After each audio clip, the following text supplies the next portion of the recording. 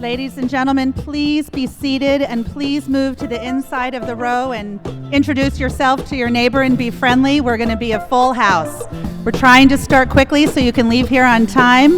We plan to end a little bit early, so we're begging you to scoot in and be friendly with your neighbor, and we'll begin very shortly.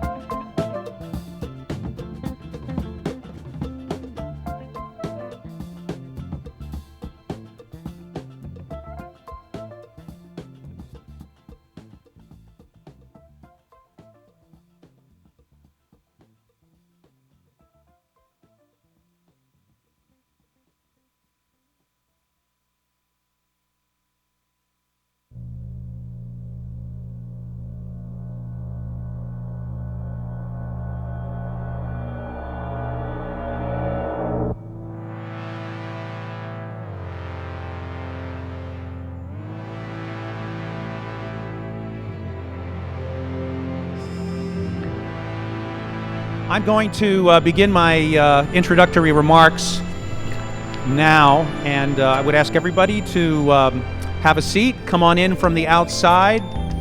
If people can move in to the center, it'll make it easier for people to get in, but in any case, let's try to get seated and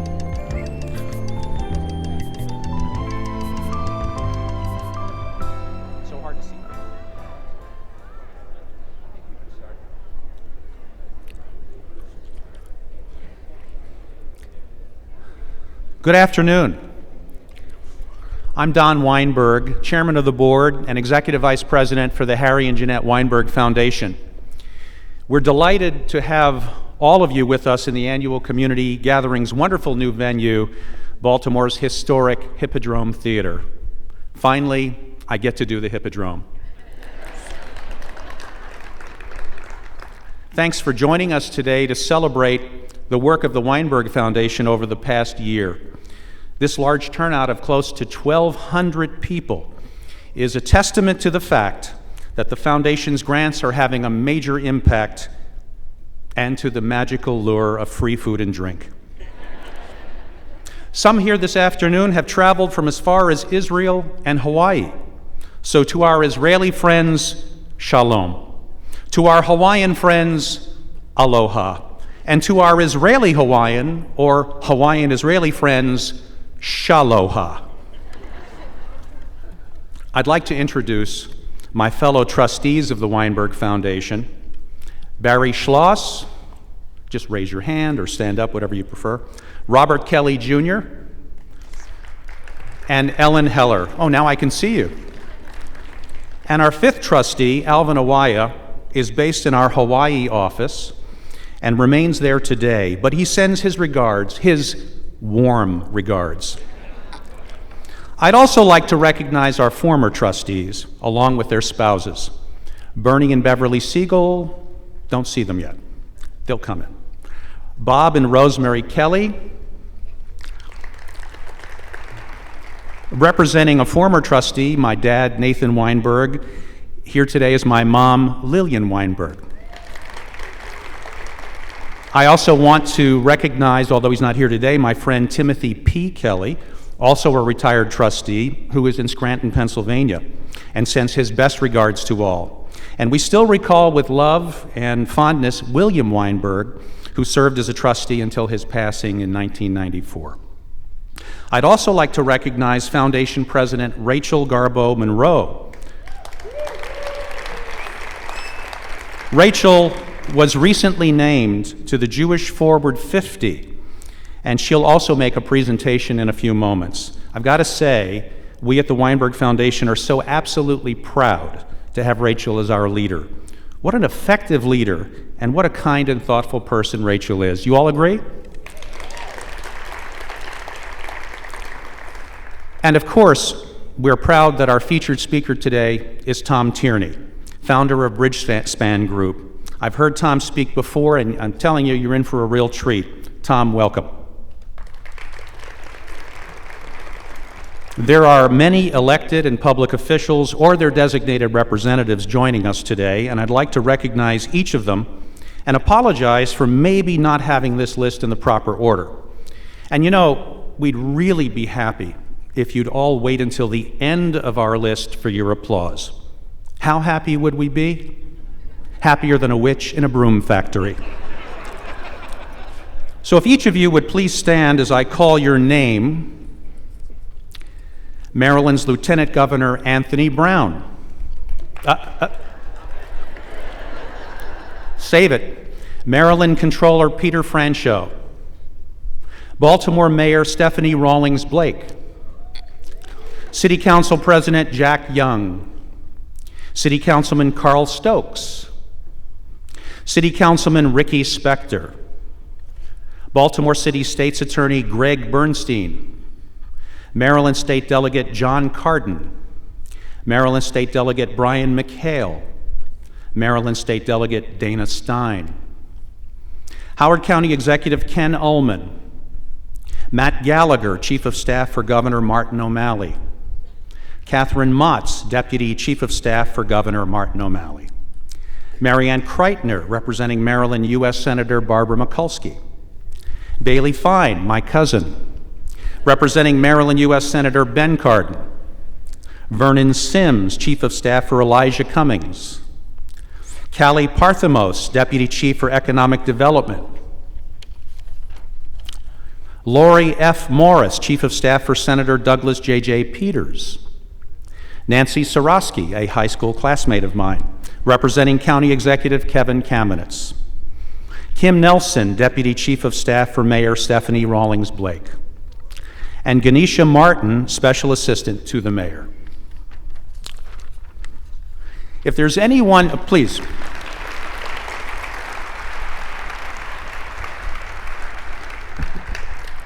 Now, if there's anyone we missed, please forgive us and give a wave now to be recognized. We've done our best, but we may have missed someone. There are many community leaders joining us today, far more than we could take the time to recognize. We're also honored to have a number of other special guests with us this afternoon, including many who attended the Jewish Federations of North America General Assembly held this year here in Baltimore. Again, we'd really be happy if you'd all wait until the end of the list for your applause. How happy would we be? Happier than Eddie Money running a travel agency. In particular, we'd like to recognize Jerry Silverman, President and CEO of the Jewish Federations of North America. Jerry, congratulations on a successful GA here in Charm City. We're privileged to have several large city federation execs, including Dr. Stephen B. Nassiter, President, the Jewish Federation of Metro Chicago; John Ruskay, CEO and President of the UJA Federation of New York; Ted Sokolsky, President and CEO of the Toronto Jewish Federation; Steve Rackett, President and CEO of the Greater Washington Jewish Federation; and our very own Mark Terrell, President of the Associated Jewish Community Federation of Baltimore. We'd also like to recognize the Chairman of the Associated's board, Howard Friedman. The Weinberg Foundation's single largest grant recipient, the American Jewish Joint Distribution Committee, is represented by interim CEO Darrell Friedman and JDC's Chairman of the Board, Penny Blumenstein. We also want to recognize Shai Lamden, representing the Jewish Agency for Israel. I apologize if there are any other major city federation executives present whom I've not mentioned. Again, if you'd like to wave, we'll see you. And we'd also like to recognize a few of the leaders who have partnered with the foundation for many years. Bill McCarthy, CEO of Baltimore Catholic Charities; Tom Wilcox, CEO of the Baltimore Community Foundation; and Betsy Nelson from the Association of Baltimore Area Grantmakers, ABAG. Betsy will be retiring from ABAG, and we want to thank you for years of dedication to Baltimore, Betsy.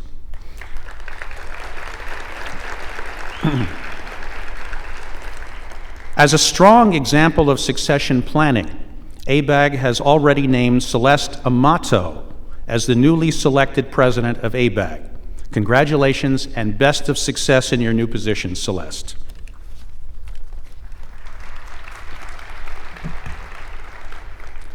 Now, if you've seen a few people wearing the Weinberg Library Project pin, not only do you know that person has exceptional taste, but you also know that person serves on the Library Project Advisory Committee. Rachel Monroe will share much more about this later in our program, but for now, we ask these nice folks to please stand up to be recognized with a round of applause.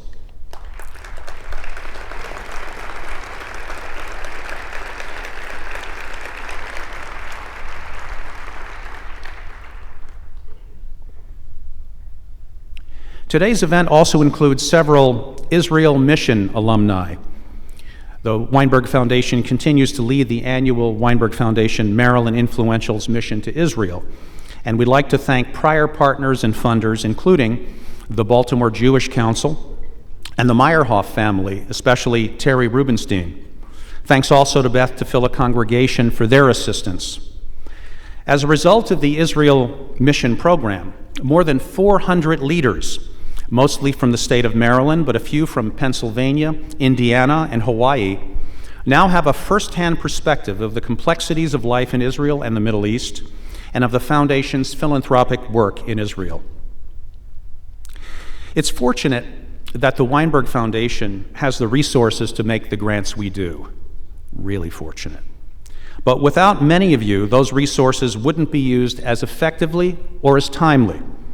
You and your organizations are our link to the people we hope to serve. Yes, this certainly is a celebration, but for us, it's also a heartfelt expression of gratitude.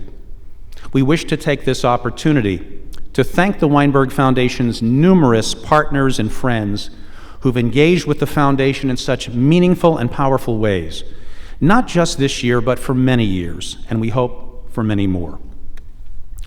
A very important consideration in everything that we do at the Weinberg Foundation is to honor the legacy of Harry and Jeanette Weinberg. Harry Weinberg created our foundation in 1959. It's been just over 22 years since he passed away in November of 1990. The foundation's assets, once again, are just over $2 billion. That allows us the privilege of distributing approximately $100 million in grants in the current fiscal year. Those are impressive numbers, but by themselves, they really don't tell you much about what the Weinberg Foundation is all about. By now, many of you are familiar with one of Harry Weinberg's statements of his donor intent, prominent in our boardroom. While they are finding the cures for all the ills of the world, someone will be hungry, someone will be cold. That's our job. That's one reason we focus our grants on direct services.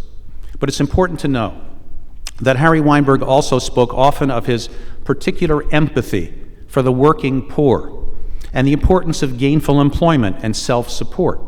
And of course, he spoke often about his exquisite empathy for the frail elderly. We're determined to honor and implement Harry Weinberg's donor intent, both its letter and its spirit.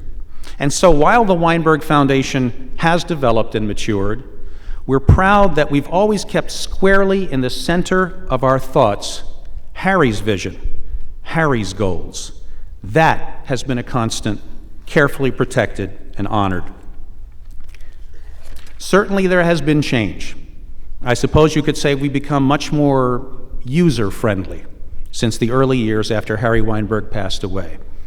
We've really tried hard, especially since Rachel Monroe joined us in 2005, to redefine and enhance the Foundation's position within the community as a whole and the nonprofit community in particular.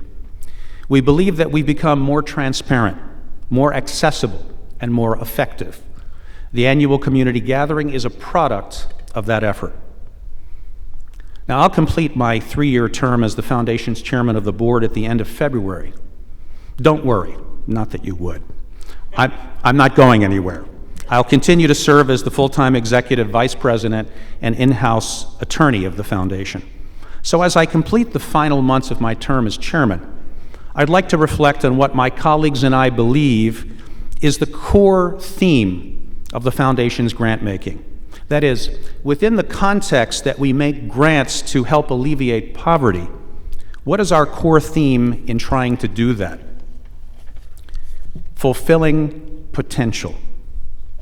We believe that our grant making should be aimed at helping people achieve their potentials so they can support themselves independently and lead fulfilling lives to the maximum degree reasonably attainable. That means we have high expectations for our grantees and for the people being served by our grantees. In the area of older adults, we emphasize helping folks stay in their homes as long as possible, delaying or avoiding institutional care.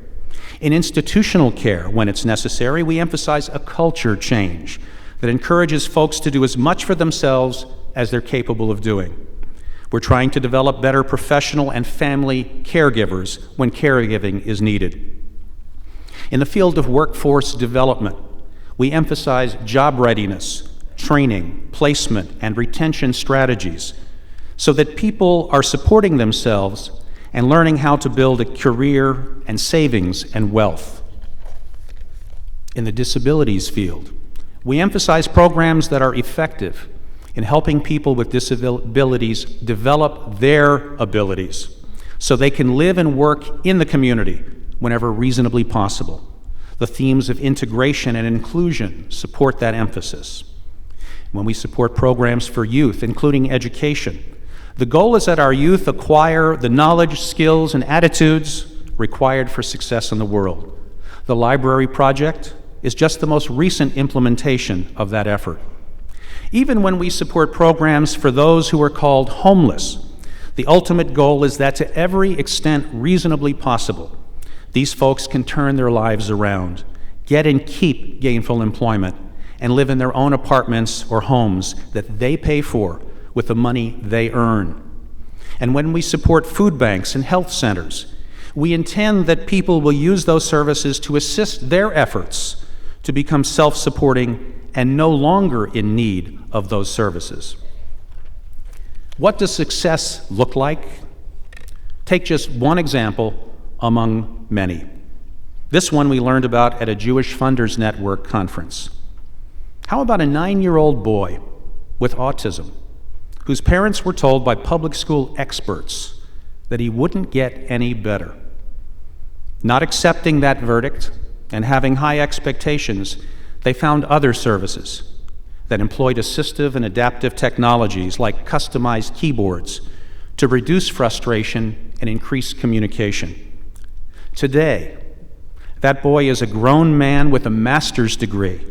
He earns a nice living, and he leads a completely normal, happy, and fulfilled life.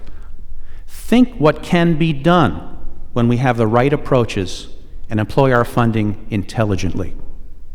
Anyhow, I've said enough for now. You'll see and hear more coming up, and I know that you'll be happy to hear a presentation from our president, Rachel Garbo-Monroe. How happy? I don't know. Let's find out. Rachel?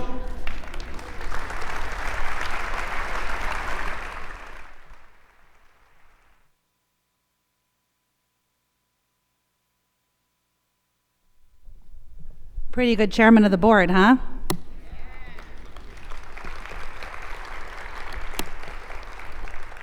Thank you, Don. And wow, I don't know if you can see each other in this room, but it is a large group of people who we know and adore and thank for joining us today. As Don expressed so well, many years ago, the Weinberg Foundation made a commitment to build and enhance its reputation as a national leader within the nonprofit, Jewish, and general philanthropic community.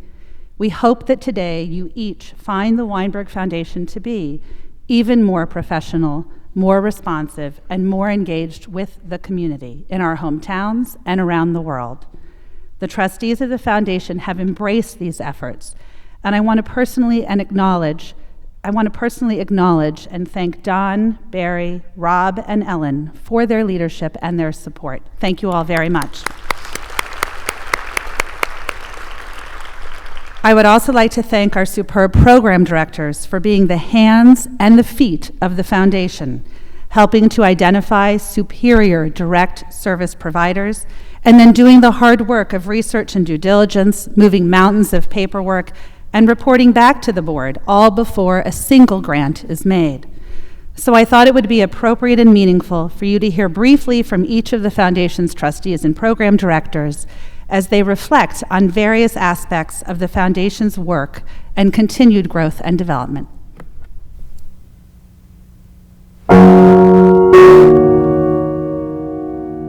Over the long haul, since Harry Weinberg passed away at the end of 1990, over time, especially with the change of administration, we have become more conscious of the needs of the nonprofit community and the way in which it's most effective for us to communicate with them.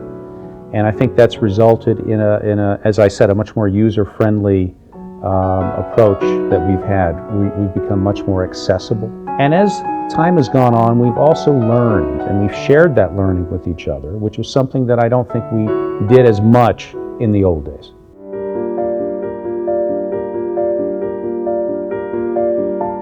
I also think it's exciting that we've been able to partner with Baltimore City Schools in a completely new way that we've never been able to do before. And we've done that obviously most significantly with the library project, but not just with that. We've also responded to requests from the city school system and funded 2 programs last summer that came out of direct requests from the school system. And that's something that we wouldn't have done before.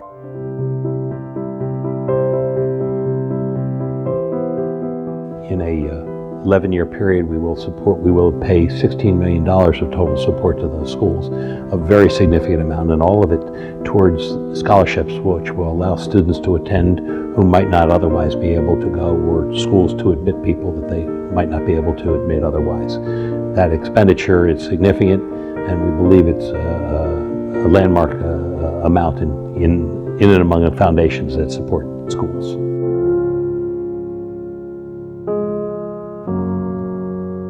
We have been able through this project to identify at least a dozen common services and supports which are necessary to enhance the lives of caregivers and allow them to continue with the work. This will lead, we believe, to large-scale replication all over the country, particularly here in Maryland, and will truly impact the way that best practices are applied for caregivers, and hopefully make the lives of caregivers, and by extension the lives of the people they're caring for, that much better.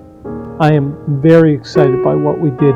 It comes up in almost every conversation I have with people, not just because it's a Weinberg project, but because we really do have our hands-on information that wasn't widely available in the past.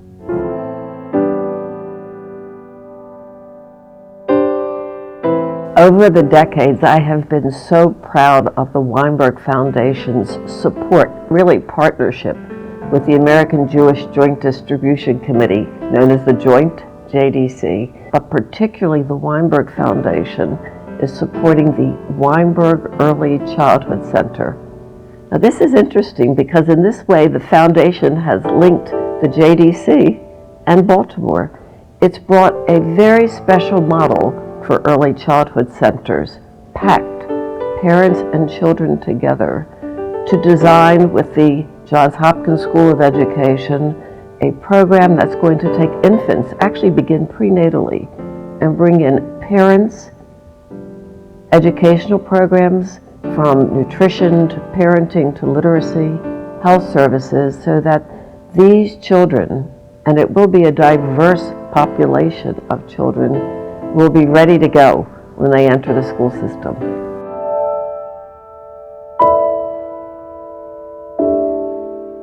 In the U.S., we are most proud of our deeply affordable Weinberg apartments. We now have 8 under construction. The trustees have approved another $1 million for a total of $2 million. And other state housing authorities have contacted us. Could you please teach us how you do this model, how you leverage federal and state low-income housing tax credits and your grants to enable deeply affordable rents for people with disabilities. Illinois has contacted us, Louisiana has written to us, so it seems we're on to something. In Israel, we are pursuing we have a large portfolio of disability grantees. We are pushing evidence-based therapies that are still relatively new in Israel, such as cognitive behavior therapy, applied behavior analysis. We are asking service providers to hire behavior analysts to make sure that we are helping these children pre-kindergarten, early intervention, so that even though they have autism, they can achieve self-sufficiency and independence to the greatest extent possible. We're very proud of our grant making to the Israeli Defense Forces. We have funded financial aid programs, and now we're funding a formal education program for combat soldiers who did not finish their high school certification called the Bagrut. And when they get out of the Army, they're going to have a hard time being admitted to universities or getting jobs. That we are now funding a program where in the last 6 months of their combat service, they go into intensive education to complete their high school degree. We are funding capital grants, the renovations of women's shelters. These are shelters for women who are victims of domestic violence, human trafficking, and we're partnering with the Ministry of Social Services to expand these 13 women's shelters all across Israel.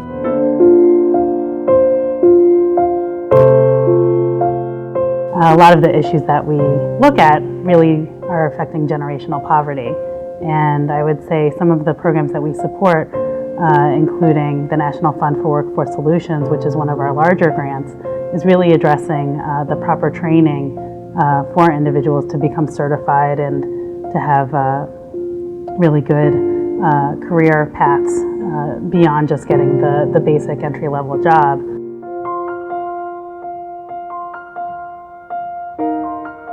I have interactions with nonprofits all under $5 million budget, but huge variances within that. So I can talk to somebody with a $4.5 million budget and then somebody with a $30,000 budget. And each of them is equally important and valued by the foundation, and each of them makes an impact in their realm and their focus.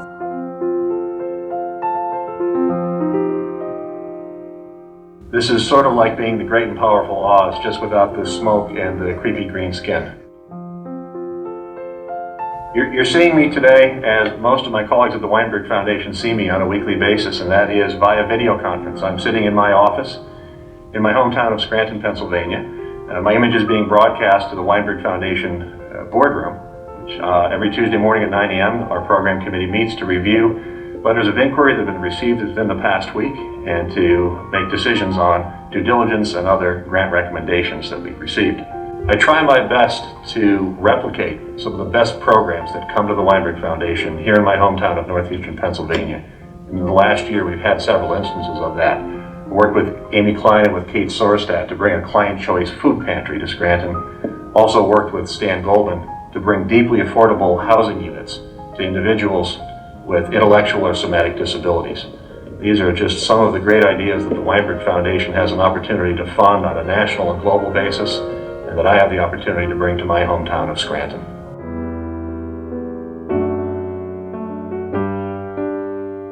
You know, we always think about the sentiment that Harry expressed about assisting people who are sick and cold and hungry, and that's really the core of what Basic Human Needs and Health achieves.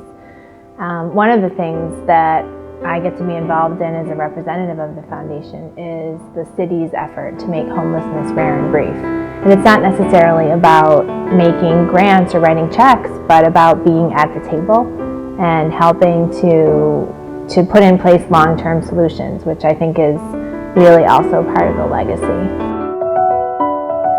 Absolutely, very proud legacy for Harry. As I've said on certain occasions, that if he and my Aunt Jeanette were looking down at what we're doing now, they'd be smiling.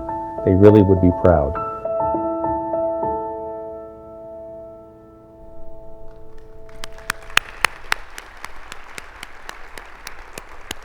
Eli, who's managing the magic of making all of these things come on and off, and we thank you, and as a library project partner, if you would turn up the lights, I'd like to ask the trustees, program directors, and associates of the foundation to stand. I don't care if it embarrasses you, stand and be recognized.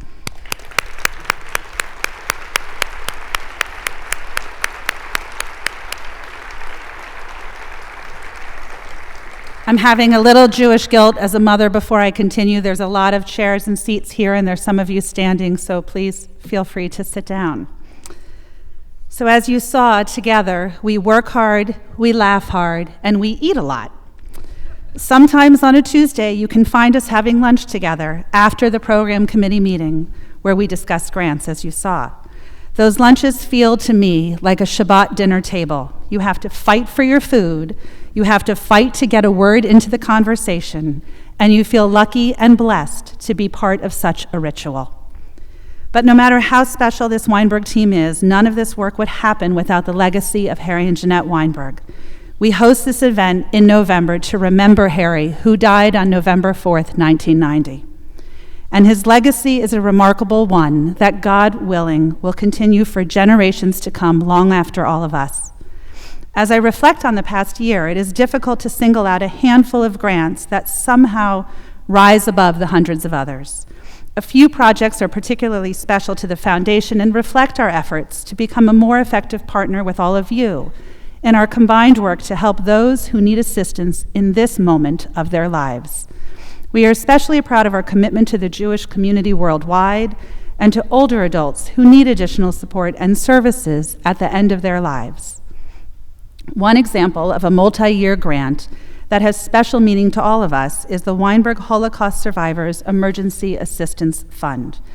This $10 million Weinberg Fund provides a range of emergency services to survivors throughout North America, including medical equipment and medications, dental care, transportation, food, and short-term home care. Working in partnership with the Claims Conference, this grant honors the courage and the resilience of these survivors and helps to ensure they live out their lives with dignity and security. The Foundation's commitment to caring for the oldest and frailest among us is at the heart of two major projects focused on older adults in the community at large. 3 years ago, the Weinberg Foundation provided $8 million to launch a multi-year caregiver initiative, funding 14 projects in 9 states. Those project evaluations are providing the guidance for replicating proven models that save millions of dollars by keeping individuals at home rather than in institutional care and reducing stress of family member or friends providing that care. To date, we have been able to prove that those 14 projects have saved at least $48 million in nursing home and healthcare costs. As part of this overall vision of caring for caregivers, the Weinberg Foundation is also funding a project in New York City called the Home Care Aid Workforce Initiative. This project includes close partnerships with the UJA Federation of New York, and we thank John Risquet and Elisa Kershan for being here today, PHI, and the Visiting Nurses Association, as well as other funders, including the New York Community Trust, the Tiger Foundation, and the Surdna Foundation. The Home Care Aid Workforce Initiative will establish a best practices baseline for recruitment, training, and supervision of paid home care aides. What does all of this mean? In a sentence, Weinberg cares about caregivers. Did you know that in the United States, by 2018, there will be more direct care workers than teachers K through 12, law enforcement and public safety officers, and registered nurses? This focus on caregivers is the basis of a new program I am pleased to announce. The Weinberg Foundation dreams of making Maryland the best place to grow old by 2020.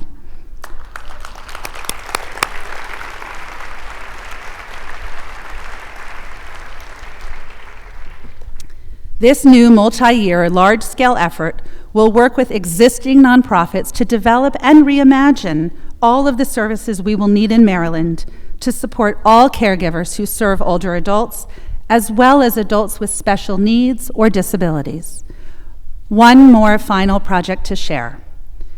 I would like to tell you the first chapter of a story that is unfolding.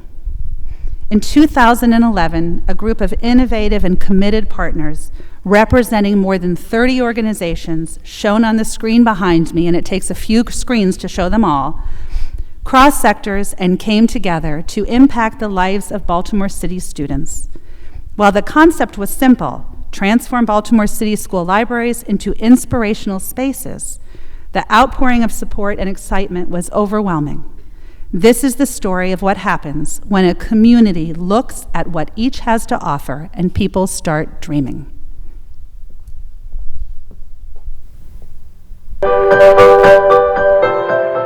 The Baltimore Elementary and Middle School Library Project, the Weinberg Library Project for short, is a multi-year collaborative effort to design, build, equip, and staff new or renovated elementary middle school libraries in neighborhoods where many students face academic challenges. 3, 2,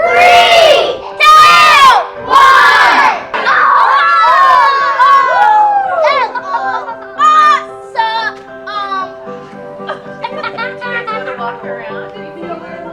I think that is just awesome and cool, and a lot of kids could just have a lot of space to read books. Look at all these American Girl books. Just over 2 months ago, the Weinberg Foundation and its partners celebrated simultaneously the grand openings of the first 3 completely redesigned and renovated school libraries: Moravia Park Elementary, Southwest Baltimore Charter School, and Thomas Johnson Elementary Middle School, which hosted the primary event. Among the morning speakers was Maryland Governor Martin O'Malley, who also took part in the March 2012 launch of the Library Project's community-wide book drive. The Weinberg Foundation is so intimately involved in so many positive and good things that speak to the belief we share in the dignity of every individual in our city. And this is yet the latest example.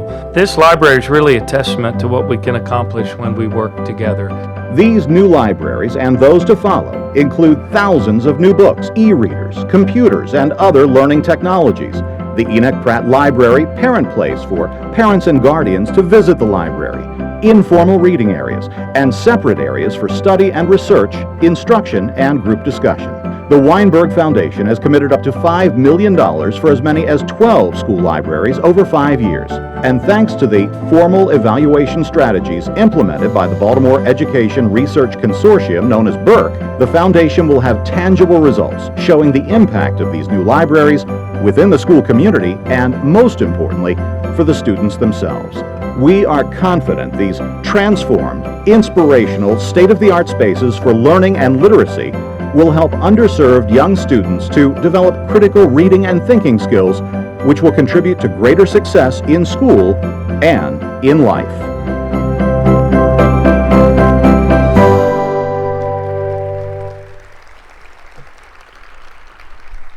We are so proud this dream has become a reality. You saw 3 libraries are up and running, 3 more are underway in their design, including Arlington Elementary and Middle School, the historic Samuel Coleridge Taylor Elementary and East Baltimore Community School, recently renamed the Henderson Hopkins Elementary School, which you heard Ellen mention in the video. And of course, we hope the libraries will make a meaningful and lasting difference and change the school and the communities they serve and their children. But we are not just hoping. As you heard Craig's superior voice in the voiceover of that piece, we have engaged the Baltimore Education Research Consortium to do an evaluation of this work. Because as you may know, 60 studies across the United States have shown clear evidence of the connection between improved student achievement and the presence of strong school libraries with qualified librarians. Finally, everything we celebrate this afternoon celebrates and reflects the dedication and hard work of the Foundation's superior staff. These colleagues and friends share a collective commitment to protect and advance the legacy of Harry and Jeanette Weinberg. Behind me, you are seeing every single employee of the Weinberg Foundation's Maryland office, a total of 24 people, 24 fantastic people. Many foundations with assets of more than $2 billion have much larger staffs, literally hundreds of people. We are proud to accomplish so much with a comparatively small team of smart, passionate, and kind professionals. The Weinberg staff supports the Foundation's grant-making not only through their daily work, but also directly through the Weinberg Foundation's annual employee giving program. So far, more than $750,000 has been awarded through grants recommended by every single member of the Foundation team. Each year, every staff member goes through the process of recommending a grant, including a site visit, a financial review, and a formal due diligence grant proposal. For the 2013 annual employee giving, the individual grant amounts are increasing to $20,000 for each grant recommendation. I do not know of a better professional development opportunity for each and every employee of the Foundation, and I have not yet found any foundation doing something similar in the country. Thank you all for another great year together. A special thanks to Craig Demchek and Yvonne Sporer for making somehow everything work so beautifully today, and to Arlene Hayden, our Chief of Staff, who is tireless and makes everything run smoothly. One final comment. Many of you here today have become my colleagues and my friends, and I thank you. Working with all of you, borrowing a few words from Tom Tierney, who you will, I promise, hear in a minute, I believe we are making a difference. Together, we are taking smart, new risks. We are learning and sharing knowledge, and we continue to aim higher and better. Thank you for allowing me and the Weinberg Foundation to be a part of this incredible journey. Now it is my great pleasure to ask Don to return to the stage to introduce our featured speaker.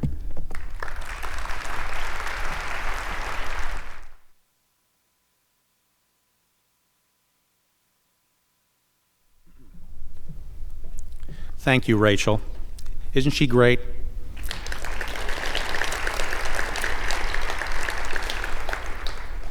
Our featured speaker this afternoon is a recognized leader in serving the nonprofit sector. In 1999, Tom Tierney co-founded the Bridgespan Group, an independent nonprofit organization designed to provide professional services to philanthropists, foundations, and other nonprofits. During 2000, he stepped down as Bain & Company's CEO to concentrate on Bridgespan-related activities. In 2003, he led the development of BridgeStar, an initiative of the Bridgespan Group, and dedicated to enhancing and increasing leadership talent for the nonprofit sector. Tom most recently has been leading a video project that will be unveiled very soon. That's how quickly we can change our script. The website on which you will be able to find it is www.givesmart.org. It's called Give Smart: Conversations with Remarkable Givers. It's a unique collection of over 1,000 video clips captured from more than 50 original interviews with leading philanthropists such as Ted Turner, Michael J. Fox, and Melinda Gates. We hope you'll visit givesmart.org to view this project. And to whet your appetite, we have a 2-minute compilation video to show you. There have been many times that I've thought about quitting. Why I don't is whenever I get in one of those frames of mind, I read about the lives of the women that are working with us. So if I ever think I'm having a bad day, I read those stories and I say, you know what? Problem free, get back to work. I really grew up in an environment where it was the right thing to do, to get into a place where somebody else would be afraid to go. As Martin Luther King said, of all the injustices in the world, injustice in health is the most inhumane. It took hold with me. We've inherited this incredibly beautiful, diverse planet, and we're destroying it. And I don't like that. I'm trying to make the community a better place. I'm trying to make democracy function better. That's why education is one of the big things, because education empowers people. If we were 100 years from now and looked back, what are the things we were doing that you just go, those people were so blind? All of us, we're too small. Even the largest philanthropists today are too small in relationship to the really serious problems that we have. When you move into the area of public education or poverty reduction or public health, the key to your success will not be your ability to stand alone and distinguish yourself, but your ability to work with others. It's easier to go alone, but you'll have more impact if you go together. It's the classic African proverb, I think, really motivates a lot of what we're doing. If you want to go fast, go alone, but if you want to go far, go together. I think the role of philanthropy is to do things that government can't do or is unwilling to do. I don't worry about getting fired. Bill Gates doesn't worry about getting fired, so we take risks they're not willing to do. Entrepreneurs have this, and I'm an entrepreneur, and we have kind of this unreasonable expectation of our ability to change the world. But in some cases, it's not unreasonable. Somebody said to me, what's your payoff? My payoff is that I think I've done something that has a real meaning for people. I've changed their lives in one way or another. I love it, and Bill loves it. And when I say at the end of my life, will I feel great about having worked on these causes? You bet. And will we have affected all the change we wanted to? Absolutely no way. I know that there'll be work that I wish I could go on and do for 30 or 40 more years, but I know for me this is my life's purpose, and I absolutely loved it, and it's not what I would have predicted. And I think that for me is also part of the fun of the life's journey.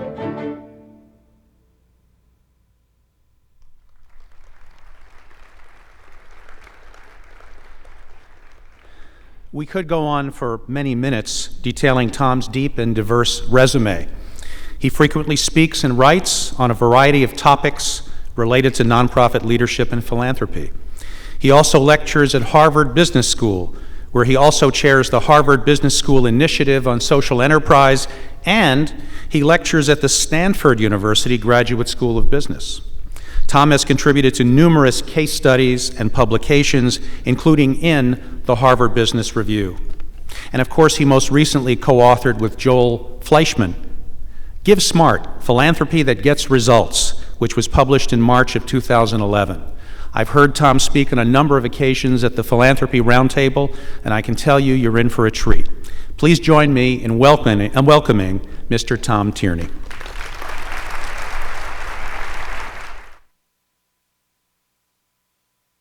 Thank you. Well, thank you very much. The best thing about introductions is when they set low expectations, so that was a deeply flawed introduction. I am honored to be here. The people in those videos, in that video, were remarkable givers, but I'm honored to be here because all of you are remarkable individuals in service of others, less fortunate than yourselves, in service of community. 13 years ago, I was running a big company with offices around the world. I loved my job. But I'd had a calling, if you will allow me to say that. It was this nagging question around, shouldn't I be doing more? for others, in service of others. And that nagging question led me to step down from this chief executive job, leave an organization with 2,200 people and around the world in my mid-40s, and launch a charity with 4 of us in cubicles, with no pay, with this idea of being in service of others. I remember I had 2 of my partners, my close senior partners, come in. They shut the door, and they had somber looks on their face after I'd announced that I was stepping down as CEO. And this was in 1999, 2000. The world was hot then. I mean, the world was really hot. And in the place where I was working, the business was growing at 30%, enormously profitable. These fellows shut the door and said, "Are you okay?"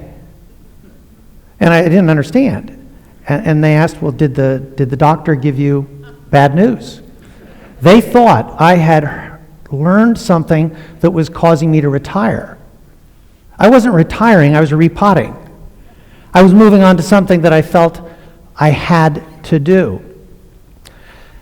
It's been a real journey since then.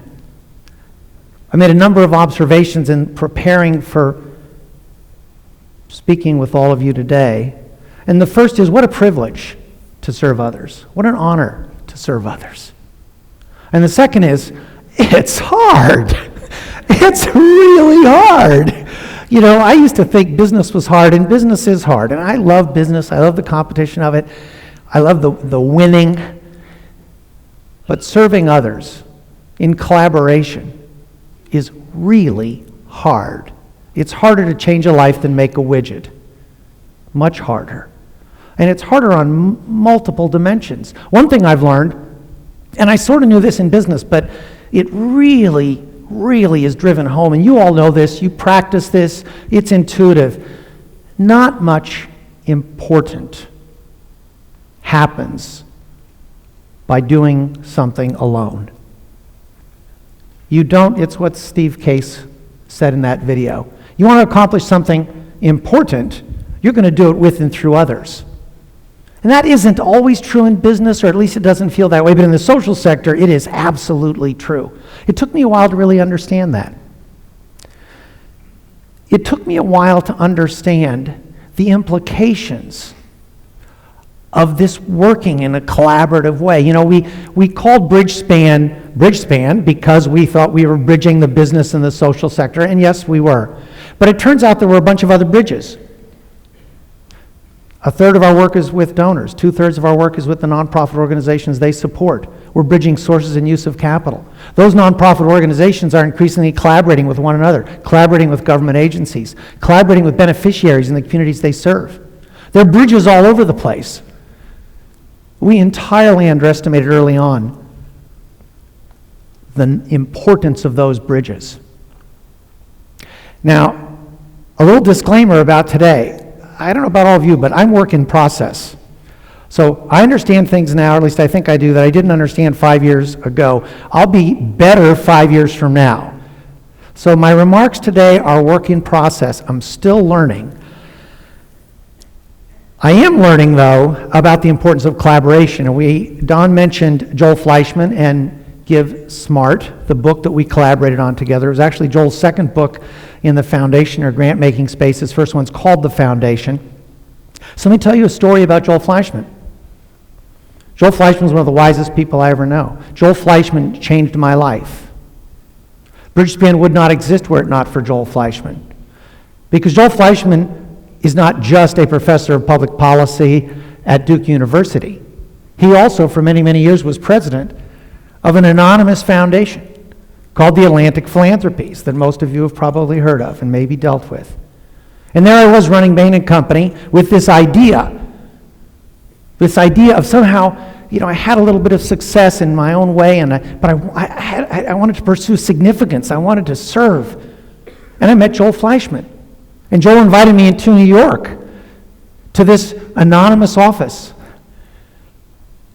And through these anonymous doors, and said, tell me your plan, tell me your idea. I laid that out, and he bet on me. And Atlantic didn't just give me money. Joel spent 4 years